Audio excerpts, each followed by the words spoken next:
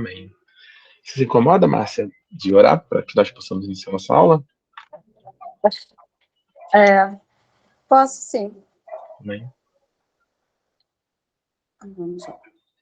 Senhor Deus, Pai Todo-Poderoso, Criador do céu e da terra, obrigada por estarmos aqui juntos para conhecer melhor a Tua palavra, Senhor. Abençoe as pessoas que estão aqui conosco e as que não puderam estar. E hoje eu peço a Ti, Senhor, que esclareça bastante coisas sobre a Tua palavra. Em nome de Jesus. Amém. Amém. Amém. Amém.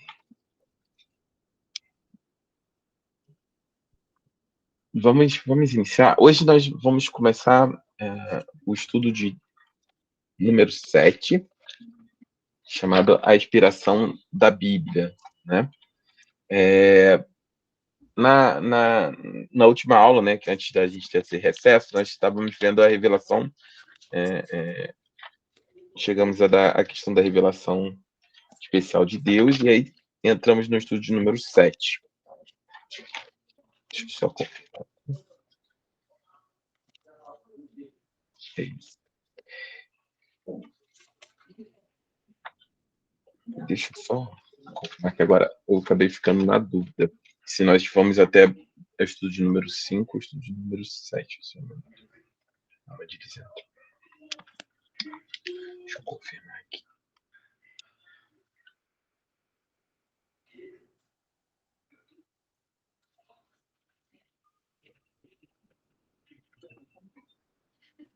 Nós ficamos de dar o estudo de número 6, pastor. O 6, né? Eu terminei no 5, né? Foi o último. Isso. Tá, isso mesmo. É porque quando eu vi aqui, acho que eu acabei. Então a gente precisa entrar no estudo de número 6, a revelação especial, né? Amém. Então, esse estudo de número 6, né, sobre a revelação especial de Deus, né? Ele vai tratar um pouquinho dentro daquilo que a gente vem estudando sobre dois tipos de revelação, né? Sempre que a gente fala sobre Deus e como ele se revela, a gente vai ter alguns aspectos que são importantes. O primeiro deles é que, para nós, seres humanos, se Deus não se revelar a nós, para nós é impossível que nós tenhamos a percepção de Deus. Em que aspecto? Nós não temos condições de nos achegarmos a Deus se Deus não fizesse o movimento de se achegar a nós primeiro. E a palavra vai dar dois tipos de forma, né? Dois tipos de revelação ao qual Deus se mostra ao ser humano. A primeira delas vai tratar sempre da revelação geral, né, de Deus, que nós já estudamos aqui sobre isso, né?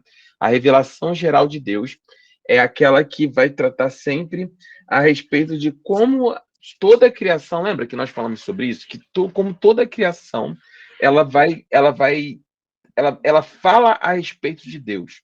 Ela vai falar a respeito de que quando você olha para a criação, quando você olha para a natureza, quando você olha para o universo, quando você olha para o mundo criado, querendo ou não, você vai ter a percepção de que existe alguém maior do que você que que criou todas as coisas. É a percepção natural, né, do ser humano. Em que eu me baseio isso? Numa visão religiosa, nós já conversamos sobre isso. Não é uma religião, não é uma visão religiosa, né? É uma necessidade do ser humano de maneira geral. Na época eu tinha falado com vocês sobre isso. Se nós levarmos em consideração uma população de 7 bilhões de pessoas hoje no mundo, uma minoria ínfima é ateísta, ou seja, se declara como não crendo em Deus de alguma forma. É a grande minoria. A grande maioria da população mundial, dessas 7 bilhões de pessoas, ela declara ou ela acredita na existência de algo ou alguma coisa no qual ela identifica como Deus ou como uma força criativa, ou como sendo um ser ou algo superior a ele, a esse ser humano. Então, a gente tem a humanidade que eu estou dizendo de maneira geral, quando o homem olha para tudo que está ao redor dele, ele sente a necessidade de buscar algo maior que ele. E aí você pode definir essa necessidade e esses caminhos de diversas formas. Se vocês lembram, e a gente sempre vai voltar nesse tema aqui, deixa eu abrir essa apresentação, acredito que é importante. Eu vou compartilhar a tela com vocês. Sobre as religiões, né? Sobre os diversos tipos de religião. Já fiz já mostrei esse quadro aqui algumas vezes e vou voltar nele novamente para que a gente tenha sempre essa percepção. Então, vocês estão vendo a tela, acredito que estejam vendo a tela agora. Então, o que nós estamos falando aqui de maneira direta deixa eu ver aqui que eu entro. Deixa eu só puxar a tela de vocês aqui para o pastor Assunto. Deixa eu botar vocês para o lado aqui, que eu acabo vendo vocês.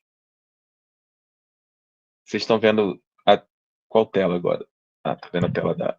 Tá, agora Sim, pastor. eu consigo ver a tela de vocês. Então, o que nós estamos vendo, nós tínhamos falado sobre isso. De alguma maneira, o que eu estou dizendo por que a gente sempre vai tratar aqui na nossa escola de discípulo, você como cristão, você precisa ter uma fé sedimentada.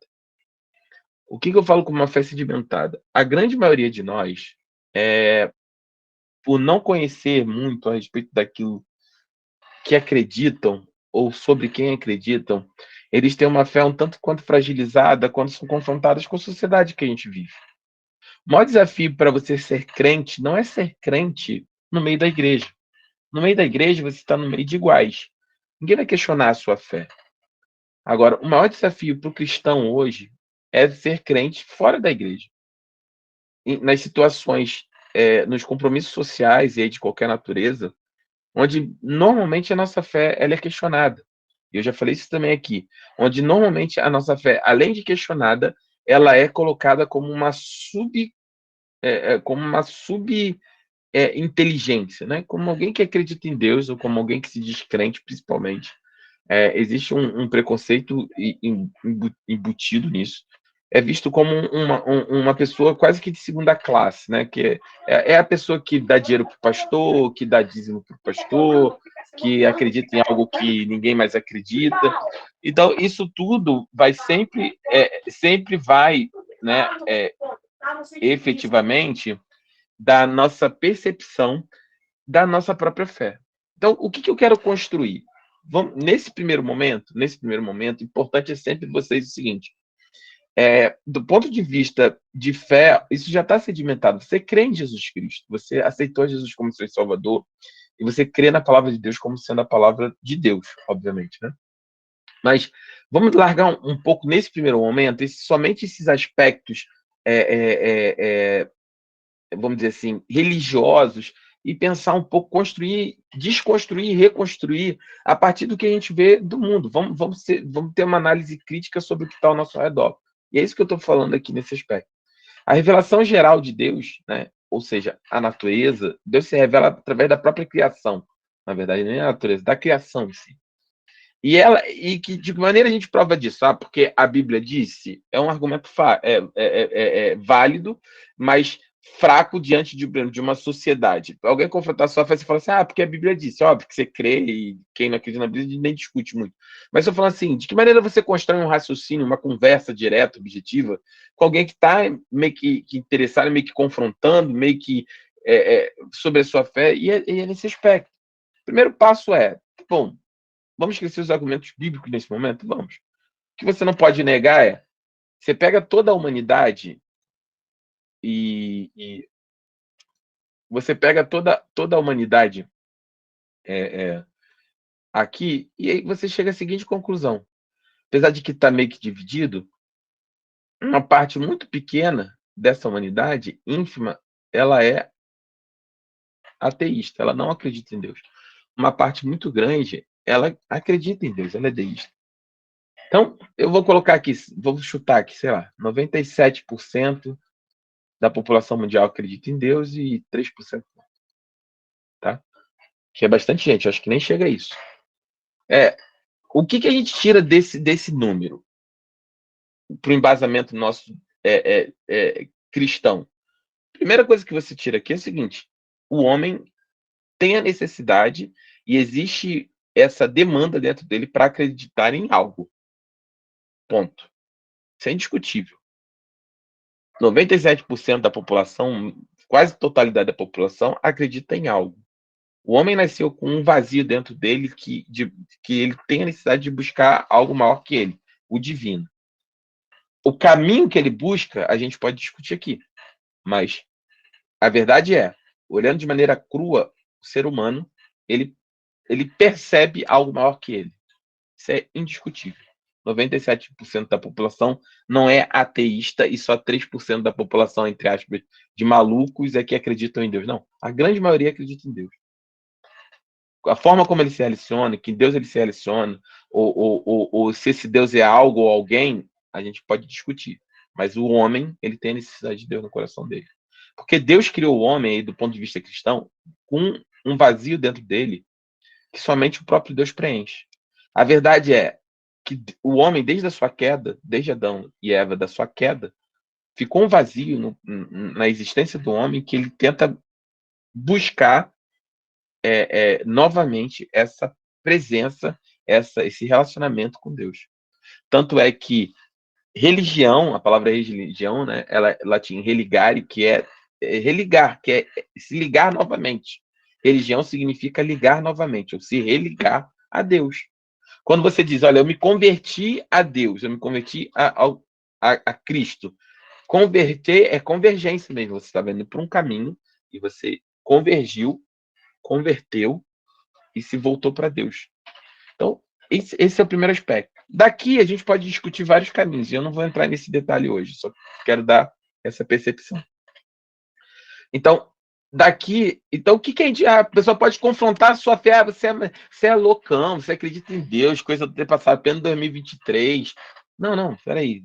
Não é isso. Eu acredito em Deus e você me desculpa, se você não acredita, se é que você não acredita, se tem alguém que está fora da casinha que é você. 99% da população acredita em Deus. A gente pode discutir aqui, você pode ter sua opinião sobre o Deus que você acredita ou algo que você acredita. Eu tenho a minha convicção de fé que é Cristo. Mas, então, assim, eu não sou uma pessoa... A anormalidade não está em mim. A anormalidade está em quem não acredita. O fora do padrão é o ateísmo, não o teísmo.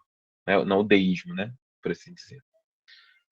Então, nesse aspecto, essa revelação geral de Deus, o homem tem. Lembra que eu dei... Vocês lembram do exemplo da tartaruguinha? Né? Que eu dei para vocês? Eu vou repetir aqui. Isso é importante. Né? Eu falava sobre isso. Eu não sei se... Acho que a Márcia não estava na época. Eu não sei se... Não, eu não estava. Então, Eu não conheço.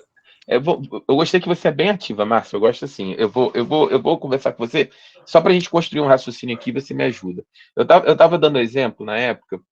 Você já viu aquele projeto Tamar das tartarugas, né? Das tartaruguinhas do projeto Tamar, né? Eles vão na praia Sim. lá e ficam protegendo os ovos e tudo. E aí o Isso. exemplo que eu dei foi justamente esse. Quando as tartarugas nascem, as pequenas tartarugas nascem, elas saem da casca e elas vão em direção ao mar, certo? Isso. Correto.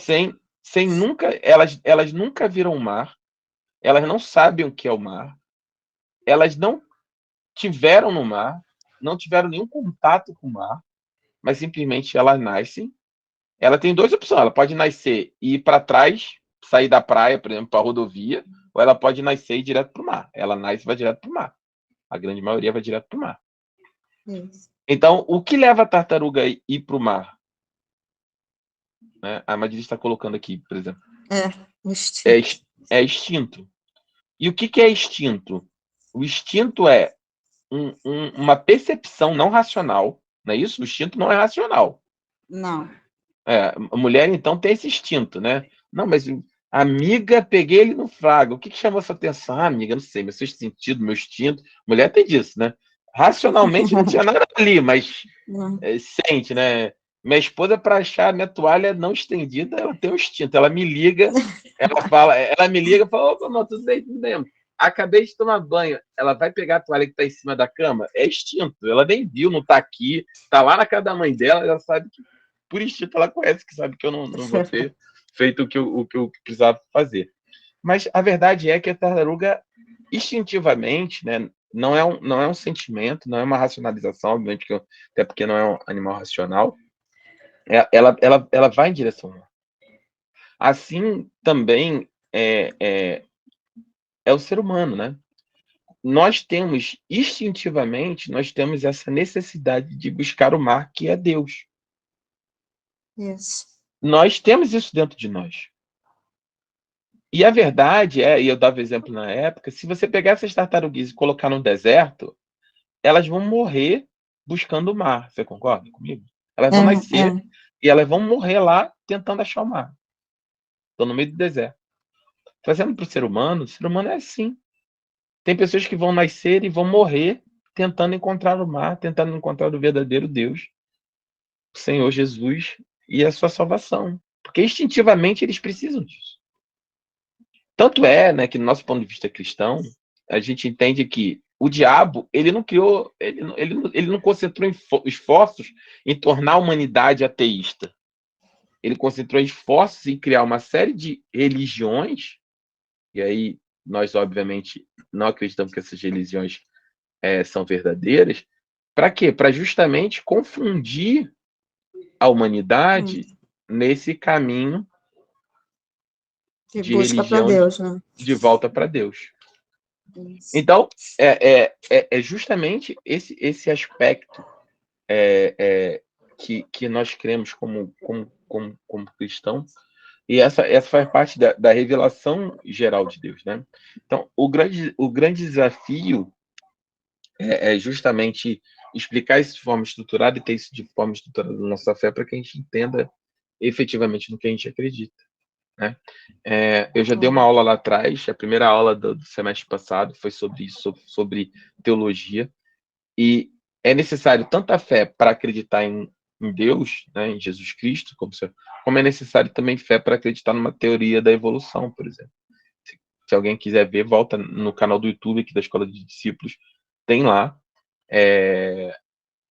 lá no canal, é a primeira aula de teologia, está até como destaque do semestre passado, justamente essa questão da evolução versus criação. A gente vai botar isso no módulo 13, no módulo 14, chamado As Origens. Vamos falar sobre isso. E na outra ponta, né, em relação ao que nós estamos vendo, então a gente tem a revelação geral que é a criação. A criação aponta para Deus. Só que o grande problema da revelação geral é que ela aponta para Deus, mas ela não aponta para qual Deus? Ela não aponta, ela aponta para Deus, mas ela aponta para que Deus? Para o Deus, né, que nós queremos, para Cristo?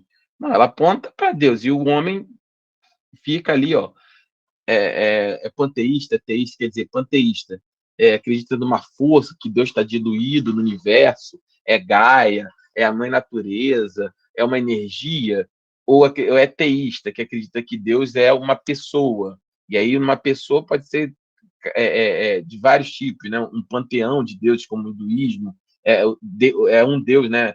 Deus tem uma forma, os deuses têm uma forma, pode ser o budismo, né? O islamismo, o cristianismo, obviamente, né? E demais religiões. Então, a percepção é panteísta ou teísta, quer dizer, Deus tem uma forma ou Deus é uma energia diluída, dissipada no universo. Nós cristãos não acreditamos que Deus está diluído no universo. Deus não está no sol, Deus não está na natureza. Deus criou o sol, criou a natureza. A gente acredita na personificação de Deus, como outras religiões acreditam, né? Pode perguntar, Lorena, fica à vontade. Boa noite, a paz. Boa noite, a paz, tudo bem? Pastor, a maçonaria entra no que aí? Então, a gente vai ver mais para frente, né? A própria maçonaria não se define como uma religião, concorda comigo? Ela não se define como uma religião. A maçonaria, ela se define como um grupo de pessoas, tanto é que você é aceito lá, independente da sua religião propriamente dita. Para nós cristãos, do ponto de vista teológico, a gente tem duas grandes vertentes, né? Que são seitas e heresias. Heresia é tudo aquilo que deturpa a palavra de Deus. O que eu estou dizendo com isso? Por exemplo, o kardecismo. Tá? O kardecismo, ele tem lá o Evangelho segundo Kardec, né? O Evangelho segundo os Espíritos e tudo. Eles usam a palavra de Deus e deturpam a palavra de Deus em relação àquilo que a Bíblia revela.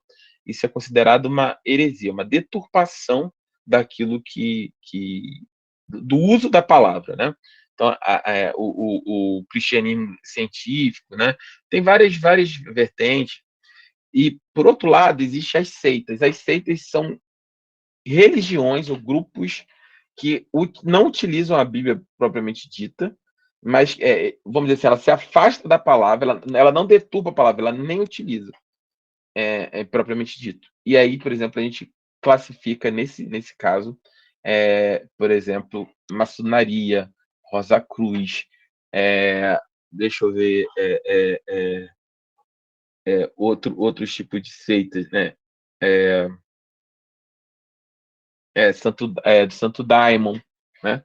E heresias, por exemplo, kardecismo, mormonismo, adventismo do sétimo dia.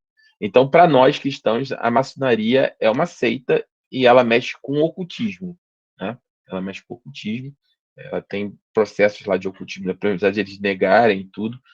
Isso é claro, existem vários testemunhos de ex-grã-mestres, né, da maçonaria, aqui lá de fora, que abandonaram a maçonaria e se converteram, e que eles relatam justamente os rituais pagãos, né?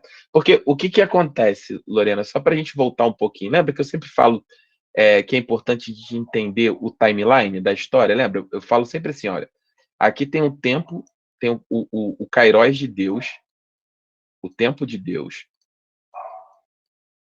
e aí aqui a gente vai falar assim, ó, Deus vive de eternidade passada a eternidade futura, lembra disso? E aí tem a queda do homem. Em algum momento da eternidade, Deus criou o homem e o homem caiu. E aí começou aqui o tempo Cronos, que o homem de Deus ele é finito. Tá aqui, ó, inferno. Condenação eterna, julgamento, Apocalipse 22, que a gente sempre fala. O grande trono branco. Desculpa eu estar escrevendo isso, só foi um rascunho. Em algum momento aqui desse Cronos, da queda do homem e do juízo final, tá? Jesus veio, certo? E antes de Jesus, Antigo Testamento, depois de Jesus, Novo Testamento. Nesse sentido, né, quando a gente olha para a história da humanidade, aqui você tem o primeiro século, né, do ano Jesus nasce ali, ele morre com 33 anos. O primeiro século, segundo século, terceiro século. No terceiro século, mais ou menos em 310, 320, depois de Cristo, né, depois do nascimento de Cristo, o que acontece? O imperador romano Constantino ele se converte ao cristianismo. E aí ele pega a religião cristã e torna a religião oficial do Império Romano. Só que os romanos eles tinham uma religião que era muito parecida com a religião grega, né? Eles tinham um panteão de deuses, assim como na religião grega tem os deuses, né? Zeus,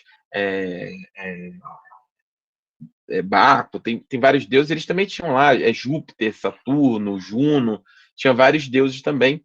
E aí o que acontece? Se você tem um todo aqui, tá? Vou chamar desse todo aqui religioso, tá?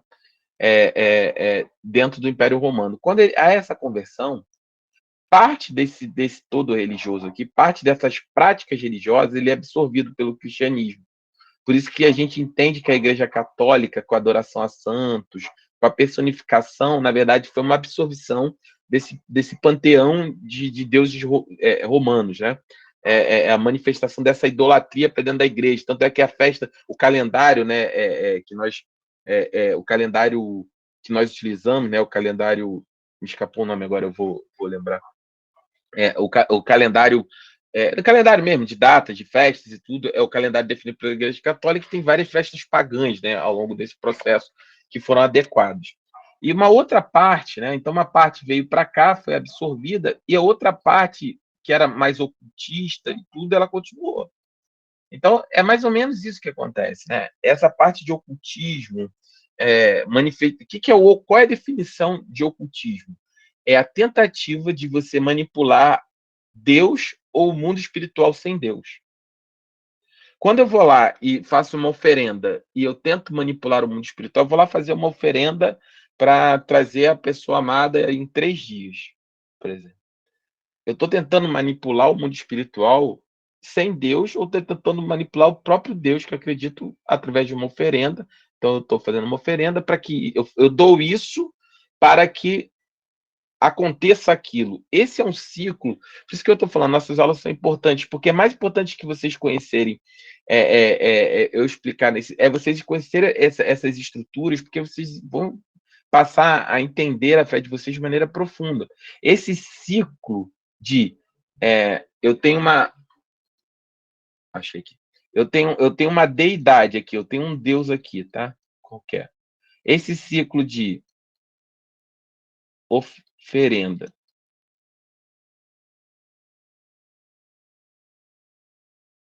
Para Deus e Deus me dá algo. Eu oferto algo a Deus, Deus me dá algo de volta. Eu oferto algo a Deus. Esse ciclo, eu ofereço, Deus me devolve. Eu ofereço, Deus me devolve. Eu ofereço, Deus me devolve. Que tenta permear a igreja evangélica hoje, né, que a gente combate sempre, eu principalmente falo de púlpitos, pastores também, sobre isso, ofertar algo a Deus. Vem aqui na campanha que você vai dar um dinheiro e Deus vai fazer isso. Não, a gente não acredita nisso. Nós não estamos nesse ciclo religioso, sistêmico, de oferenda e benção, oferenda e recompensa. Porque justamente o que é lindo da nossa fé, e eu vou chegar lá de volta na resposta da maçonaria, é justamente isso, que é o seguinte: nós não ofertamos nada a Deus, porque Deus simplesmente não precisa de nada de nós. O Senhor Deus, lembra que nós estudamos atributos, ele é suficiente, lembra dos nomes de Deus? Ele é Yahvé, ele é o que ele é, eu sou o que sou. É o Deus que subsiste por si mesmo. Elohim, Deus Todo-Poderoso, Deus que cria tudo a partir do absolutamente nada. Deus não precisa de nada. Qual é a diferença de nós para as outras religiões? O que é lindo do Evangelho é isso. Deus não precisa de absolutamente nada de você, nada de mim, nada. Pelo contrário, enquanto os outros deuses pedem algo para que eles façam algo, o nosso Deus, ele deu o que ele tinha de mais precioso, ele se entregou a si mesmo, entregou o seu próprio filho unigênito. Jesus, a gente pode falar sobre isso em outra aula, sobre os 3 estados de Cristo, né? O Cristo vamos dizer assim, no seu momento como Deus, no seu momento assim como Deus, no seu momento de humilhação, no seu estado de humilhação, que é quando ele se desfaz de toda a glória, se torna homem, morre, e seu estado de exaltação, Jesus, ele entregou tudo. Jesus absolutamente não precisava fazer isso. Mas Deus amou o mundo de tal maneira que deu seu Filho unigênito para que todo aquele que nele crê não pereça, mas tenha vida eterna. Lembra no estudo de Efésios que nós estamos fazendo na igreja os domingos pela manhã, às 10 horas da manhã? É sobre isso. Deus desejou lá na eternidade que ele queria a mim e a você. Ele amou a Lorena, ele amou a Yasmin, a Tatiana, a Madiris, a pastora Sula, a Silvênia, a Sil, a Márcia, de tal maneira, ele desejou, ele falou, nossa, eu quero a Yasmin para mim, eu quero a Lorena para mim. Eu amo a Lorena, eu amo a Sil, eu amo a Madiris, eu quero ela para mim, e para mim fazer isso, qual é o preço? É eu morrer na cruz por elas, é eu morrer na cruz por ele. Eu vou pagar o preço. Foi isso que Deus estabeleceu. Então, o cristianismo é o único sistema onde quebra isso. Não existe isso. Não existe dar para receber de Deus, porque Deus já deu tudo. Foi Ele que deu. E o que Ele pede em troca? Absolutamente nada. É graça. É de graça. É somente aceitar, é somente reconhecer e falar, Deus, eu reconheço que o Senhor é meu Salvador e Senhor. E eu entrego ao Senhor a minha vida. Essa é a diferença do que nós cremos, do que o mundo crê. E eu fico muito triste quando eu vejo dentro da igreja evangélica esse sistema de troca tentando ser implantado. É óbvio que nós queremos bênção, é óbvio que nós queremos um bom emprego, é óbvio que nós queremos um carro, é óbvio que nós queremos um apartamento, um bom marido, uma boa esposa, filhos. Essas são necessidades reais e legítimas do ser humano. Deus nos fez para habitar a terra. Isso é normal. E Deus, ele tem prazer em abençoar os seus filhos. Mas o nosso sistema não tem nada de ocultismo. Não, nós não manipulamos o Deus a quem nós servimos, nós não manipulamos o mundo espiritual sem Deus. Nós não trazemos a pessoa amada em 3 dias, porque no cristianismo não existe espaço para amor forçado, para amor controlado. Porque Cristo nos amou a ponto de nos dar a escolha de nem mesmo queremos estar com Ele. Salvação é gratuita, tá todo mundo aí. Você pode querer ou não, aceitar ou não. Pode falar, Yasmin, pode falar. Lorena, eu viajei aqui um pouquinho só para te pegar aqui. Deu para entender a questão da maçonaria antes da Yasmin para fechar esse assunto? Deu sim, pastor. Ótimo, Legal, perfeito. legal. Tá bom. Obrigada. Nada. Oi, Yasmin. Pastor, vou tentar fazer uma pergunta rápida para a gente não se estender. Não, fica à vontade, sem problema. Não tem Você, pressa. o senhor estava falando dessa questão do ocultismo, da manipulação, da tentativa de manipulação de Deus. Seria, pastor, assim, na verdade, a pessoa, ela acredita, entre aspas, ela acha que ela está ofertando algo para Deus e recebendo de Deus, porém, ela está recebendo do diabo, porque Com certeza. Deus não se alegra, não é isso que Deus quer, o que você acabou de explicar. Então, ela acaba sendo ludibriada pelo diabo, o diabo dá para ela e ela acha que aquilo vem de Deus, Com que certeza. vem do bem. Com certeza. A gente vai entrar sempre naquela questão. Você tem na sua.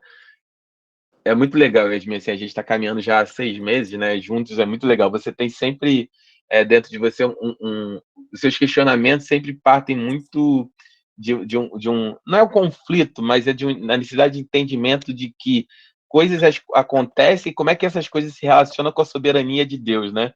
É do tipo, olha, a pessoa pede e aí acontece de outra forma, mas e o diabo que está dando, mas ao mesmo tempo, se Deus permite, Deus é ele que deixa ou não deixa, está sempre no espectro, está sempre rodando, né, nesse processo, essa questão da soberania de Deus, né, do tipo assim, por que Deus permite ou não permite, e de onde vem, de quem vem, mas sim, a gente, eu estou dando uma, só para vocês entenderem, eu estou dando uma aula para os líderes da igreja ministeriais. No semestre passado a gente estava falando sobre isso, né? É muito difícil a gente julgar ou classificar, mas é muito claro quando você tem um estado de... Sempre que você faz algo com resultado esperado, ou seja, eu vou fazer 7 campanhas, 7 semanas aqui de oração. O problema não está na campanha, tá? Campanha de oração é uma benção. 7 semanas de oração. E ao final dessas 7 semanas, Deus vai ter que me dar aquele emprego. Você está tentando manipular o mundo espiritual sem Deus ou usando o próprio Deus. Ou tentando manipular, óbvio que você não vai conseguir, mas tentando manipular o próprio Deus. Mas eu consegui. Claro, você pode conseguir ou não conseguir, é natural. Você está fazendo entrevista de emprego nesse sentido, pode conseguir ou não. Mas uma coisa é você achar que você tem uma inclinação a achar que Deus tem a obrigação de fazer. Outra coisa é você ter a fé de estar fazendo, por exemplo, uma campanha de oração e crer que Deus pode te dar, e Deus realmente pode. O que eu estou dizendo no final dessas 7 semanas, o que você não pode ter é nenhuma revolta ou frustração, porque Deus não fez aquilo tudo diante do seu sacrifício de estar ali, entende? Não existe essa relação de troca, de obrigatoriedade de Deus te dar absolutamente nada em troca por nada que você faça. Nós cremos que Deus pode fazer, nós oramos ao Senhor para que Ele faça, nós queremos que Ele faça, pedimos, imploramos, choramos, suplicamos, entendemos, desejamos. Mas daí, nosso sentimento sobre o resultado disso ser de Deus falhou, porque ele deveria ter me dado, ou porque Deus não me deu, já que eu fiz isso tudo por ele ou para ele, é aí que é a linha tênue entre um estado ocultista ou uma ação manifestadamente ocultista, e realmente a fé em prática. Eu não sei se ficou claro nesse aspecto, né? Não, ficou sim, pastor. Então, sempre que a gente fala sobre isso e vai esbarrar na soberania de Deus, né? Porque assim, vou caminhar um pouquinho nisso. O que faz nós reconhecermos alguém como sendo alguém que tem uma vida com Deus? Como é que você sabe, eu como seu pastor, como é que você sabe que eu tenho uma vida com Deus? Você não pode medir a minha vida com Deus pelo que você vê eu fazendo na igreja. O pastor, ele prega bem, ele toca, ele dá aula, ele... Não, isso que você está vendo são atividades que eu exerço na igreja. Para que você tenha a percepção do nível de exatamente pelo fruto. Você precisa caminhar comigo. Você precisa estar comigo. Caminhar comigo ao longo de um tempo, porque não adianta eu fazer isso tudo e você conversar com a minha esposa aqui, pastora Tatiana, e eu sou um cara que agrido ela verbalmente, ou qualquer tipo de agressão. Não é nem perceptível, até deu um exemplo que nenhuma agressão. Mas estou falando assim, não sou um bom pai, não sou um bom marido, sou um cara que a comunidade me reconhece como alguém que vive mentindo, que vive, sabe? Então, é incrível como isso tem um grande impacto para as pessoas, obviamente, mas presta atenção no que eu vou dizer. A Bíblia fala sobre a doutrina de Balaão. Balaão era um profeta que ele era vendido, ele era corrupto. O rei pagava para amaldiçoar o povo de Israel. E aí, sempre que ele subia no monte para amaldiçoar o povo, ele profetizava a bênção, porque Deus tomava ele e profetizava a bênção. E uma vez eu fiz uma pergunta no seminário, até o pastor da Assembleia, o pastor Francisco, eu falei, pastor, mas por que Deus... Balaão era corrupto, era um profeta vendido. Por que Deus usava ele para profetizar coisas boas, bênçãos sobre Israel? E ele me deu uma resposta muito direta, que eu guardo até hoje. Ele falou, olha, Deus não tem compromisso com o erro, Deus tem compromisso com o seu povo. Se Deus precisar passar por cima do canalha para abençoar o povo dele, Deus vai fazer. E isso é claro quando no Novo Testamento a palavra de Deus diz o seguinte: olha, naquele dia muitos vão se chegar até mim e vão falar assim: olha, Deus, em seu nome nós expulsamos demônios, em seu nome nós fizemos sinais, maravilhas, em seu nome nós fizemos um monte de coisa. E Jesus vai falar para essas pessoas, para os falsos mestres, vai dizer: olha, se apartem de mim porque eu nem conheci vocês. Eu nem conheço vocês. Fizeram isso tudo. Porque o nome de Jesus é poderoso, porque Deus tem compromisso com a igreja. Mas, se você não leva uma vida cristã de acordo com o que a palavra de Deus estabelece, você pode realizar todos esses sinais e maravilhas, mas no final disso tudo, Jesus não vai ter parte com você. Eu posso, entre aspas, enganar a igreja. Eu não vou entrar aqui no detalhe, mas tem das mídias, né? Casal famoso, o marido foi assassinado, enfim, a esposa está presa. Você pode enganar a igreja há 20 anos. E os cultos lá não era uma bênção? Era uma bênção. Deus falou, falou. Quer dizer que tudo aquilo que Deus falou durante os cultos... Não. Deus ministrou. Ponto. Mas eles eram assim, sim. E a responsabilidade vai cair sobre eles. Nesse aspecto. As pessoas podem enganar a igreja há 20 anos, mas a Deus não se engana. Jesus não conhece essas pessoas, não conhece esses falsos mestres.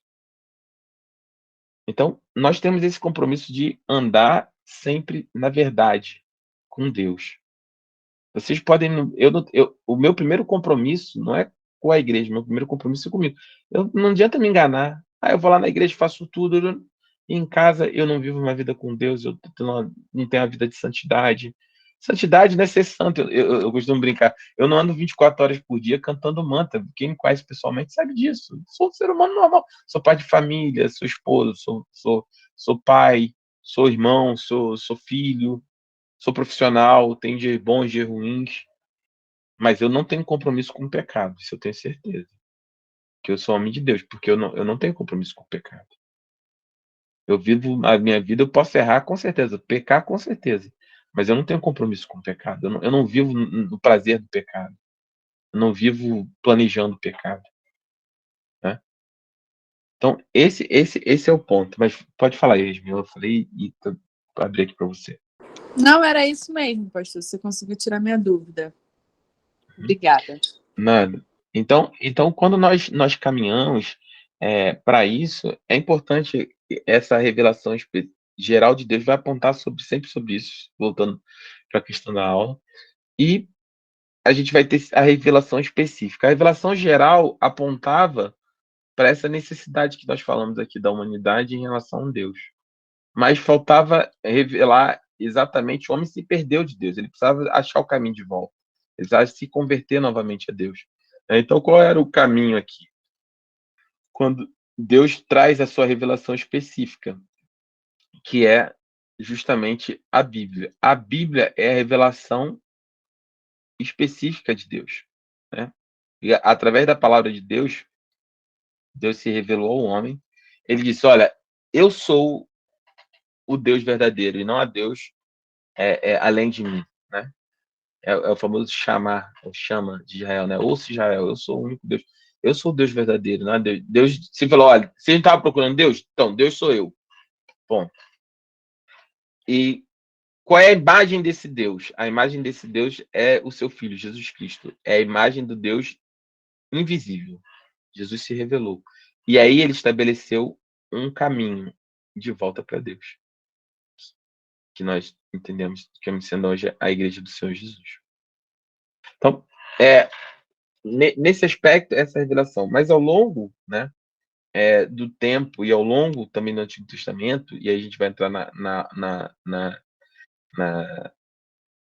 na aula na próxima semana que a gente vai ver isso, existem algumas revelações, né, que nós chamamos de revelações especiais, que Deus falava, né, no Antigo Testamento, ainda mais quando Jesus ainda não tinha vindo, não tinha sido derramado o Espírito Santo sobre nós, sobre a igreja. Então Deus falava através de revelações especiais, então os lança-sortes, Urim, Tumim, sonhos, visões, teofanias, né, que a gente vai ver esse tempo, os próprios profetas, eventos, e aí Jesus Cristo, e por fim a sua Bíblia, que é a revelação especial de Deus, ou a revelação específica de Deus, é a revelação final de tudo aquilo que Deus queria nos falar. Amém?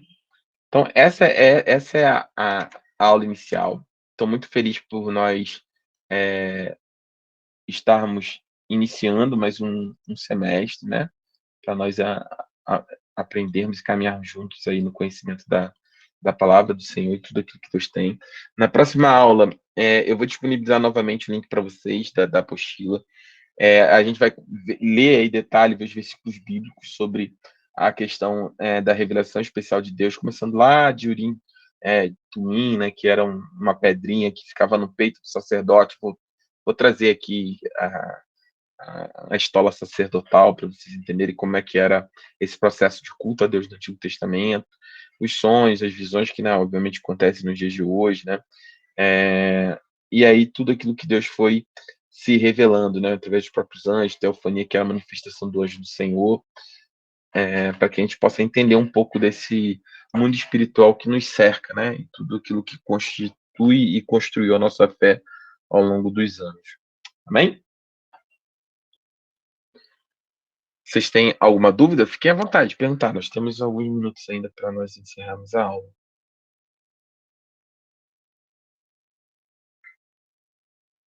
Não?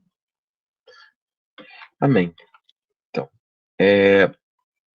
então, se você não tem a apostila, eu vou pedir que na próxima aula você tente fazer o download, né, da apostila, a impressão.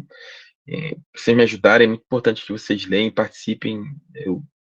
Eu acho excelente quando vocês perguntam, quando vocês questionam, a dinâmica, né, não pode ser igual do culto, né? No culto a gente já prega, é um monólogo, né? A gente prega, e vocês só ouvem, né, normalmente.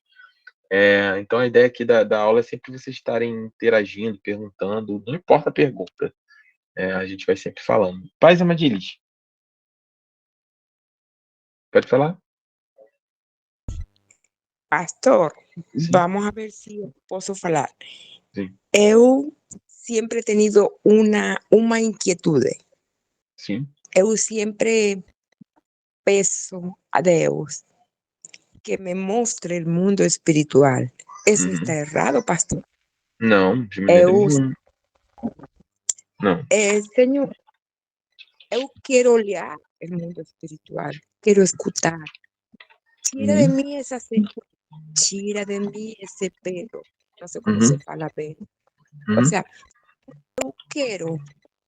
eu quero experimentar, ou seja, ver o mundo espiritual, que o Senhor me mostre. Está errado que eu sempre pida isso?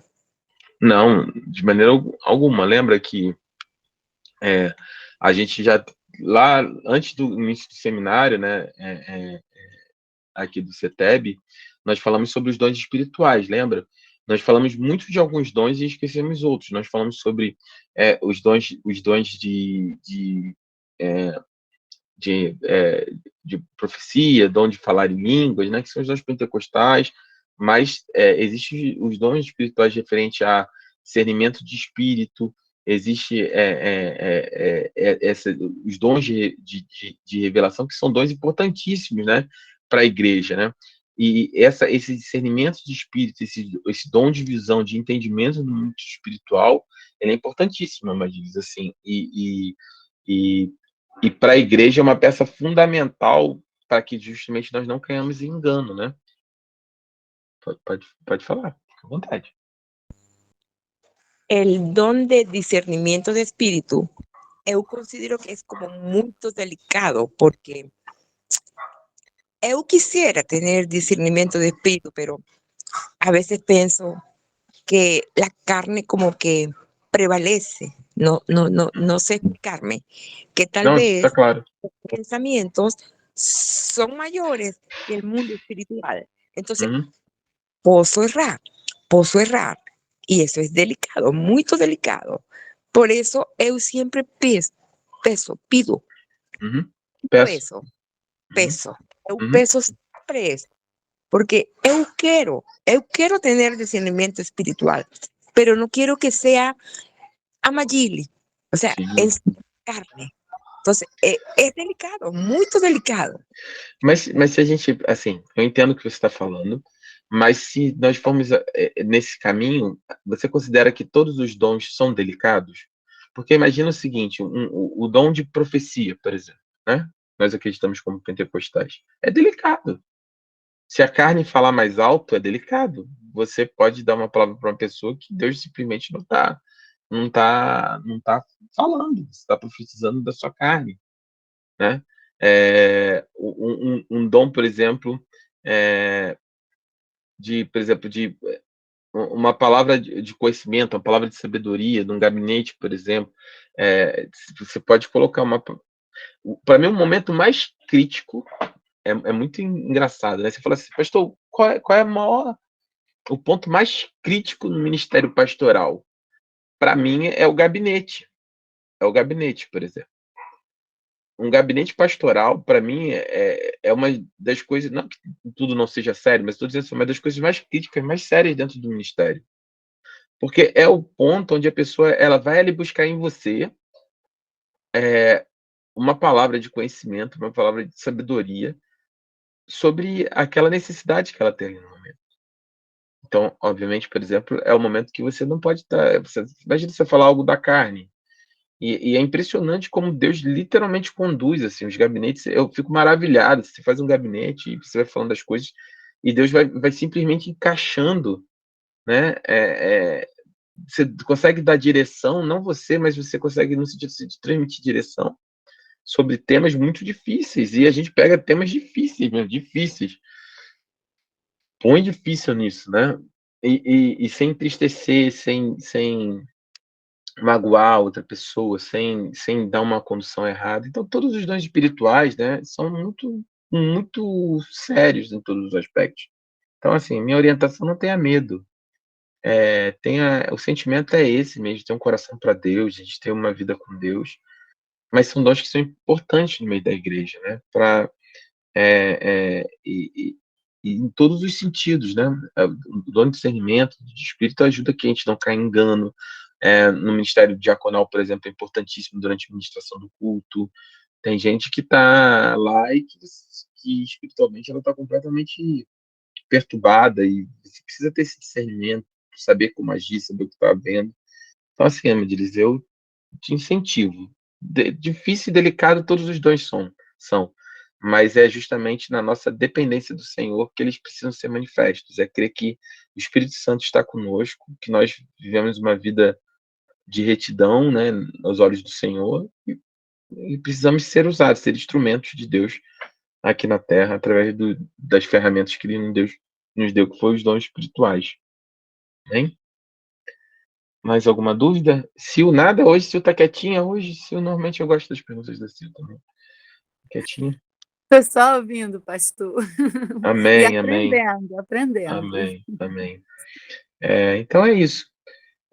A gente tem essa construção de fé. Espero assim que a gente tem. O mais importante aqui na escola de discípulos é que vocês tenham a construção da base de fé de vocês. Eu não tenho pressa nenhuma em avançar com nenhum assunto. Esses conceitos, essas premissas, elas são importantes, porque você tendo uma boa base, vocês não precisam de um pastor que diga para você o que é certo e o que é errado. Vocês precisam entender a fé que vocês têm. Vocês precisam entender um relacionamento que Deus quer e Deus tem desenvolvido com vocês, tem intimidade com o Senhor. E com essas ferramentas, vocês são capazes de ter uma vida cristã saudável, consciente, viva, uma fé viva, né? Uma fé que faz diferença, que impacta as pessoas, que não te deixa desconfortável em nenhum aspecto, em nenhum momento. Que você conhece o que crê, conhece a forma que você crê. A fé cristã ela é muito linda, ela é muito rica. Né? A fé protestante ela é muito poderosa, do ponto de vista de estrutura, de conceito, de conhecimento, e obviamente no próprio Deus, né, em quem nós cremos. Então, esse é o intuito aqui.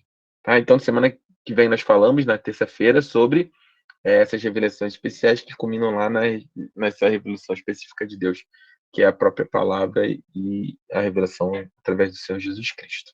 Amém? Vamos orar? Eu vou... Amadilis, você pode orar para nós encerrarmos a aula, se você puder? Sí, pastor. Amém? Sí, pues. Vamos orar. Bendito Padre Celestial, Señor mi Dios, muito obrigado, Deus. Muito obrigado por haber comenzado una aula más, donde cada día el Espíritu Santo nos ensina. Ayúdanos a tener un espíritu incinable. Bendice al pastor Lucio, dale sabiduría para su ministerio y a los pastores. Y bendice a cada participante de esta escuela de discípulos. Quita todo impedimento a todos los que están inscritos. Coloca en ellos una fe, una ansia, una sé en eles por escuchar estas clases. Muito obrigado, Deus, una vez más, por esta escuela de discípulos y por todas las personas integrantes. Muito obrigado, Deus. Em Cristo Jesus, amém. Amém, amém. Amém mesmo. Essa próxima semana eu vou fazer um pedido a vocês, me ajudem a divulgar, né, o novo horário, o novo dia. Incentive as pessoas a entrar, incentive as pessoas a participarem aqui com vídeo, Pastor, semana passada eu perdi a aula porque eu esqueci simplesmente que tinha mudado o dia. Não, mas semana passada nem teve, ainda bem. Começamos hoje, hoje é o primeiro dia. Não, começamos agora, dia 17. Hoje é a primeira aula. Achei que tivesse perdido. Vocês estavam de folga. Mas incentive as pessoas, porque é natural. Eu sei que é cansativo, né, depois do dia de trabalho, mas é natural as pessoas esmorecerem com o tempo, né, no propósito de aprenderem. E uma coisa que eu oriento a vocês, assim, nunca descartem, nunca se cansem de aprender, de conhecer de Deus, da fé que nós cremos. O conhecimento, né? A Bíblia fala que o povo de Deus ele perece pela falta de conhecimento. Nós já falamos sobre isso. Então, a falta de conhecimento para um cristão ele é muito problemático, é muito complicado. Então, é normal as pessoas abandonarem com o tempo, desanimarem. Então, anima, se você conhece alguém, um irmão na igreja, chama o irmão, vão participar, tá sendo uma bênção. Que é o que eu falei, o intuito aqui é só a gente crescer e caminhar junto, tá bom? Fiquem na paz, até a próxima semana. Fiquem com Deus. Boa noite a todos, a paz do Senhor. Paz. Amém.